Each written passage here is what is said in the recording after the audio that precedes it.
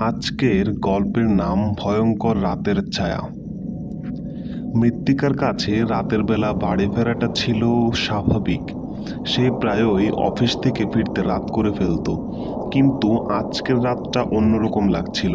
শরৎকালের কুয়াশা ঘনিয়ে আসছিল, আর রাস্তা ফাঁকা। চারদিকে শুনশান নিস্তব্ধতা, শুধু তার জুতোর শব্দ আর পাতার মর্মর শব্দ। হঠাৎই একটা অদ্ভুত অনুভূতি হলো। মৃত্তিকা অনুভব করলো কেউ যেন তার পিছু নিচ্ছে। পিছনে তাকিয়ে দেখলো কেউ নেই। সে একটু হাসলো নিজের উপরই। অযথাই ভয় পেয়ে গিয়েছিলাম। তবুও মনের এক কোণে একটা সন্দেহ রয়ে গেল।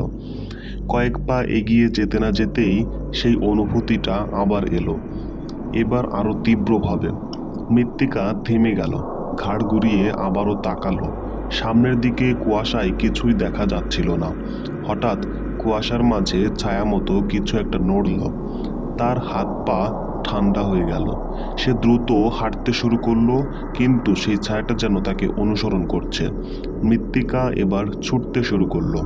তার শ্বাস ঘনিয়ে আসছে, কিন্তু সেই ছায়াটা ক্রমশই তার কাছাকাছি আসছে। সে জানে এখানে চিৎকার করারও কোনো মানে নেই, এখানে কেউ নেই শোনার মতো। হঠাৎ একটা ঠান্ডা বাতাসের ঝাপটা এসে গায়ে লাগলো। কুয়াশার ভেতর দিয়ে সেই ছায়ামূর্তিটা বেরিয়ে এলো। এটা কোনো মানুষ নয়, বরং ধোঁয়াশা। মানুষের মতো আকার নিয়েছে।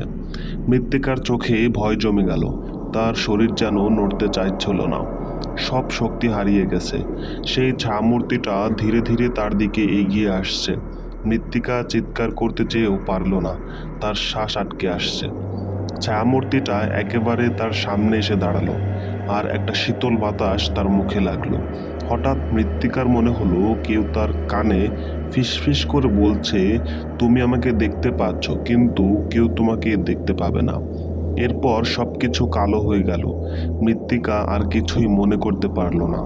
পরের দিন সকালে পথচারীরা রাস্তার ধারে অচেতন অবস্থায় মৃত্তিকাকে পড়ে থাকতে দেখল। তার চোখ দুটো ফাঁকা, একেবারে শূন্য। তার মুখে ছিল এক অজানা আতঙ্কের ছাপ।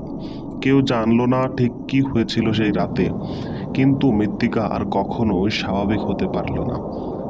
কেউ কেউ বলে ওই কুয়াশার ভেতর আসলেই একটা অদ্ভুত ছায়ামূর্তি থাকে, যা শুধু তার শিকারকে দেখতে পায়। একবার কেউ সেই ছায়ার মুখোমুখি হলে সে আর কখনোই স্বাভাবিক জীবনে ফিরতে পারে না। বন্ধুরা, আজকের গল্পটা এখানেই শেষ করছি। গল্পটি যদি ভালো লাগে তাহলে ভিডিওতে একটি লাইক দিয়ে চ্যানেলটি সাবস্ক্রাইব করে পাশে থাকবেন। পরবর্তীতে নতুন গল্প নিয়ে হাজির হব। সবাইকে আসসালামু আলাইকুম।